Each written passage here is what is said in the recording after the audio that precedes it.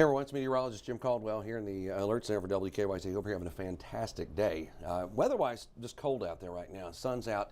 It looks good, but clouds that drift in throughout the day are getting us ready for the next stage. And the next stage is heavy rain. Heavy rain arrives here by early tomorrow morning. Let's take a look. Got a flood watch that is out for everybody in green. Everybody from western Kentucky to eastern Kentucky, northern and southern, all areas in between.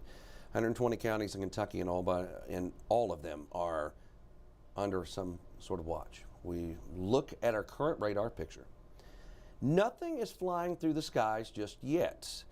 Now, I'm going to broaden this view out, and you can start to see some of that moisture coming together. There it is across Missouri and Arkansas, and I know you're looking at that like, that's snow.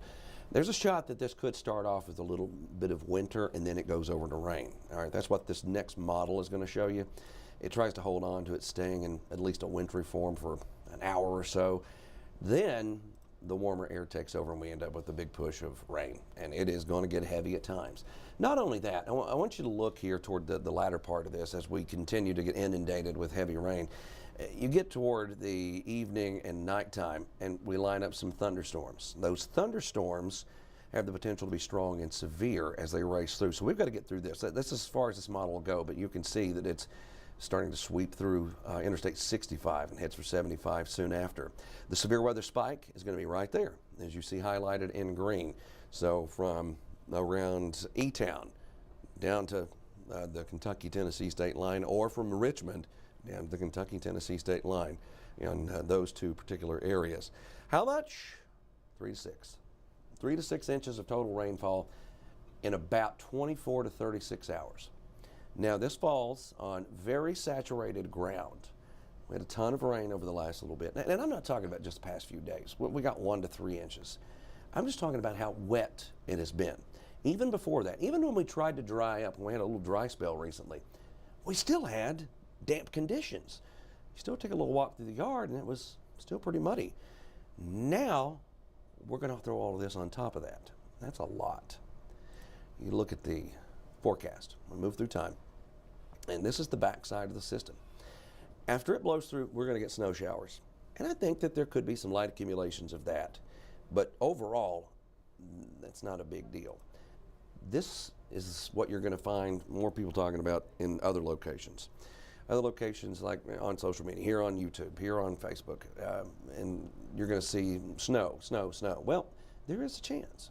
The trend is there for snow to come our way for the middle of the week. Now, this is the main push. Now, look what happens. You get a secondary wave that tries to blow up right behind it, and that could put some snow on the ground. That would happen into your Thursday, so just less than a week out from today. And then we wrap all of that up. Here's what we've got. I'm not putting numbers on it yet, but I am close enough to where I get on what I like to call swath watch. And what I mean by swath watch is I'm paying closer attention to where the location of the swath of snow is starting to show up. And this is the GFS. This right here is the European, very similar in their western setup, but the eastern part of this, a little different, a little more intense between one and the other. I'll go back and forth here.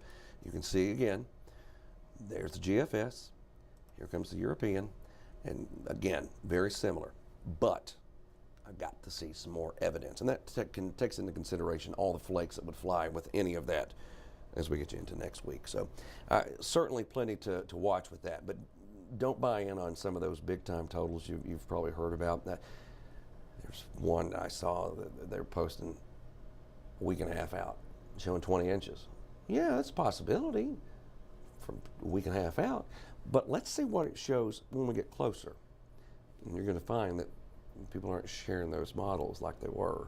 So, just saying. But there is certainly the possibility of snow next week, okay? So after we get through this flooding, and I think it could be significant in some cases out there. So if you live in a low-lying area, flood-prone area, and even one of those areas, it's one that it'll flood, but it takes a little bit more to get there. And we all know those.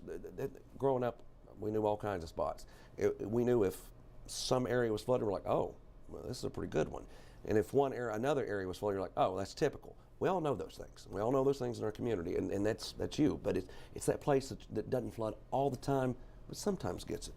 Those are the spots that could get in on some action out of this. I appreciate you stopping by, hanging out with us here on Facebook and YouTube.